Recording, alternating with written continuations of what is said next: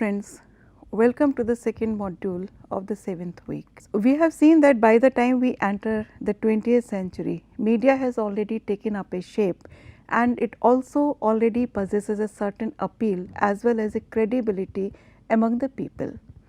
It has become a cultural force. It has been internalized as a daily habit among the masses. It also acts as a lure and has started forming public opinion. Interconnections between media and culture also come to be academically debated around this time. Media and cultural theorists and scholars have long debated whether media shapes culture or is media is shaped by cultural practices and ideas. We can say that there exists a symbiotic relationship between media and culture. Culture shapes media because it transmits the cultural messages, ideas and symbols through mass media, and media also corresponds to the dominant modes of culture. It leads to the acceptance of these cultural messages and their subsequent dissemination and reinforcement among the people. We can also say that media content shapes culture because mass media particularly plays an instrumental role in constructing perceptions of social reality, interpersonal relationships, symbolic and representational meanings, as well as formulating strong public opinions over certain debates. Kellner has argued that mass media deeply influences people's perception of the world, social groups and even themselves. Mass media is said to create a common culture for the majority of people in most of the parts of the world today, which helps shape the prevalent view of the world and also helps to give a particular shape to the deepest values of the people. We find that in the beginning of the 20th century and towards the middle of it, various theories emerged to explain the influence of the media. They do not, however, necessarily explain the role of culture in processes of how meaning is made, but a brief review of these theories regarding how media takes shape and influences people will help us to understand their role in the formulation of culture. When we start talking about different media models, the first model which can be referred to is known as the magic bullet or the hypodermic needle. It became popular in 1920s and 1930s in the US society. The name is given because it affects the people directly in the same way a bullet affects a person or a hypodermic needle injects certain substance into the patient. So, because of its direct and severe impact on the people, this name is given. There is a very interesting story behind it.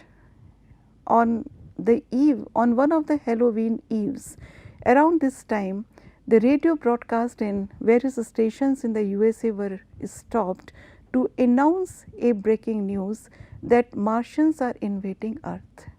Even though it was a part of the radio version of H.G. Wells' famous novel War of the Worlds, this sudden announcement in the form of a breaking news generated mass hysteria and confusion among the people. People came out on the streets, people started purchasing the daily consumerist items in a panic, but it supported this idea that mass media may have a direct and immediate effect on the audience akin to the effects of an injection. Though later on we find that this particular media model was largely discredited because it gives too much of an influence to this idea that audience is basically passive, and therefore it assumes that messages are interpreted according to the intention of the sender, which has been proved to be not accurate. Soon this idea of hypodermic needle or magic bullet was replaced by various mid-century models which tried to incorporate social responsibility in the media management. They talked about allowing certain freedom to media, but they also tried to include a feedback mechanism so that the receivers can also pass on certain ideas to those people who are responsible for transmitting this message using different type of media. A discordant voice is heard in the form of George Gardner with his phrase of mean world syndrome. This particular media theory became popular in late 1960s. This theory was propounded in the context of TV programs. However, we can say that even in today's media, in the beginning of the 21st century, this particular model is still correct. His project on cultural indicators research documented how trends in television content affect the perceptions of the viewers about the world they are living in. Gardner suggested that people who watch more television are more likely to perceive the world as a dangerous and therefore a threatening and a frightening place. And since too much viewership of television channels generates a sense of subtle fear in the psyche of the people, these people can be easily manipulated and controlled, because a fearful person is obviously more susceptible to deceptively simple, strong yet tough measures and hardline postures. And therefore, we find that Gardner has linked too much viewership of TV program with the gullibility of the audience, which can be manipulated. In comparison to Gardner, we find that other mid-century models were still talking about the social responsibility of media. Another theory which we can refer to is a two-step flow, which says that media works not directly, but through the influence of the opinion leaders. It tried to differentiate between the elite and the mass media, and particularly took the example of those types of media which talk about the advances in sciences. It was suggested that not everybody can understand scientific communication, so certain people would understand it and disseminate the ideas further, and therefore, it is necessary to distinguish between the elite and the mass media. So, it put a lot of emphasis on the role of those people who can be perceived as opinion leaders, people who are already holding a leadership position in the structure of the world and its organizations.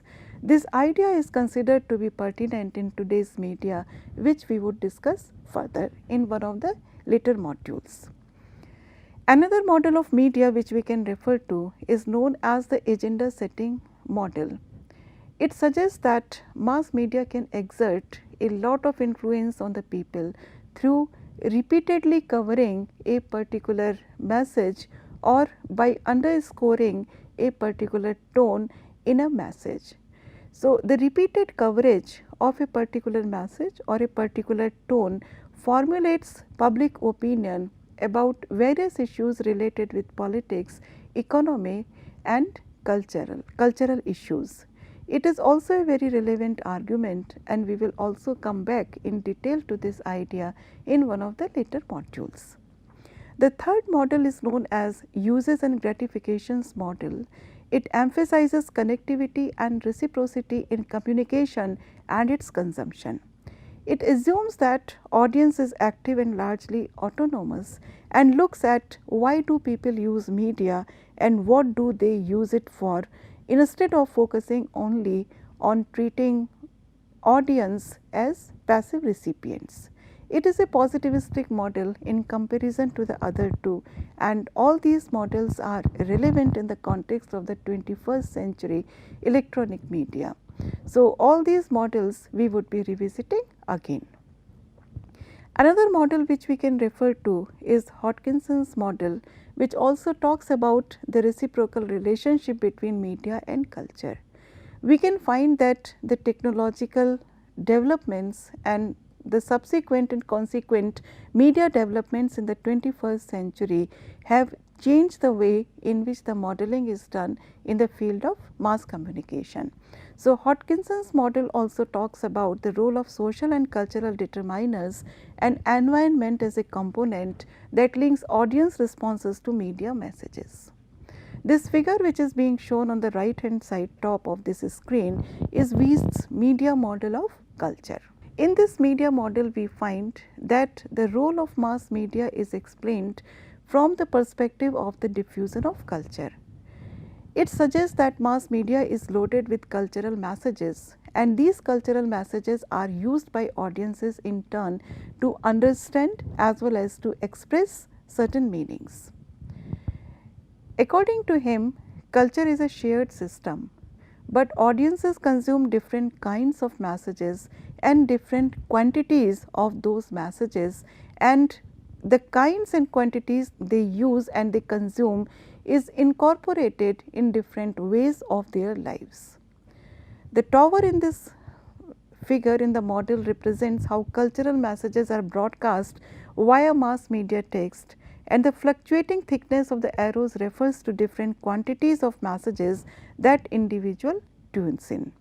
This model assumes that culture is transmitted through various socialization institutions and processes, and media is influential because it can easily reach people and can spread various messages quickly and simultaneously to an enormous number of audience. The broadcast analogy represents the omnipresent and intangible nature of culture and media, particularly in the context of the 21st century.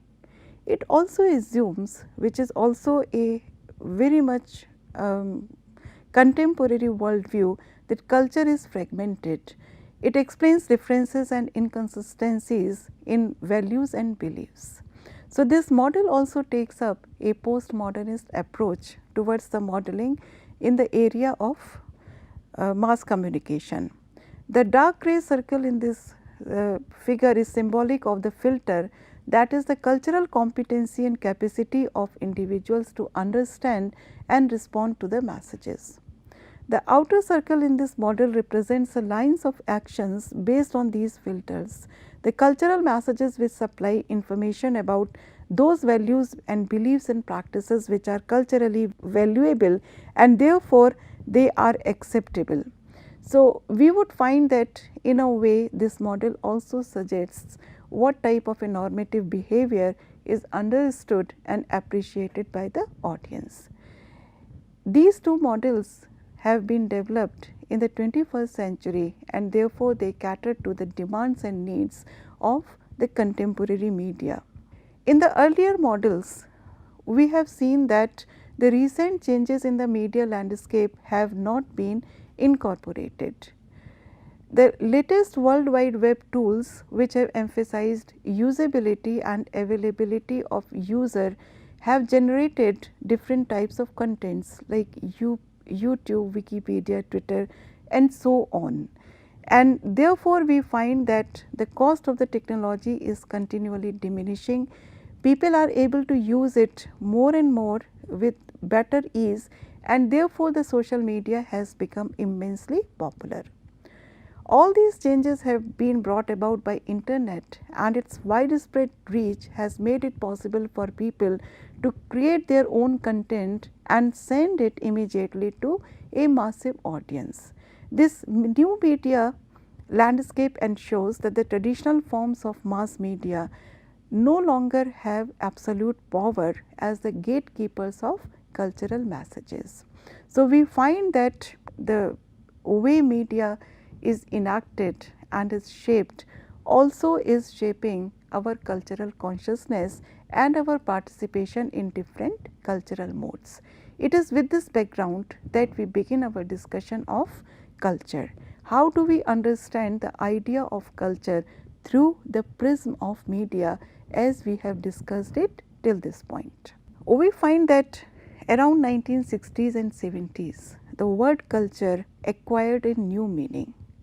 Priorly, it was associated with literature, art, classical music, etc., and to have culture meant to possess a certain type of a taste for particular kinds of artistic endeavor. Anthropologists started to use this term in a broader sense. They used it to denote forms of life and of social expressions, which included so many things, including the way people behave while eating, talking with each other, cooking, choosing and becoming their sexual partners, interactions at the workplace, the way the educational systems function in a particular system. How do we engage in ritual social behavior in family gatherings? How do we celebrate our festivals? And also the regularities of these procedures and rituals of human life in communities came to be understood as culture. In the beginning of the 20th century, we find that it was this idea of culture which was popularized particularly by the Marxist thought, which viewed culture basically as being a political entity.